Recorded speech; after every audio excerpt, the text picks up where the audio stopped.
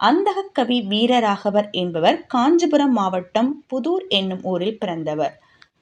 பொன் விளைந்த களத்தூரில் வாழ்ந்தவர். இவர் இசையிலும் பயிற்சியுள்ளவர். இவர் தந்தையார் வடுகநாதர்.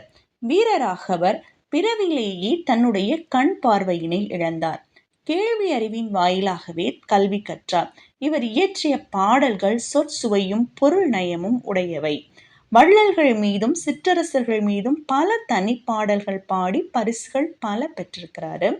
இவர் பாடிய இந்த பாடல்ல என்ன சொல்றாங்க அப்படின்னா, இம்பர்வான் எல்லை ராமனையே பாடி என் கொணர்ந்தாய் பாணா நீ என்றாள் பாணி. பம்பதாம் களபமென்றேன் பூசுமென்றாள் மாதங்கம் என்றேன் யாம் வாழ்ந்தேன் என்றாள். பம்புசீர் வேழமென்றேன் தின்னுமென்றாள் பகடென்றேன் ஒழுமென்றாள் பழனந்தன்னை கம்பமா என்றேன் நற்களியாம்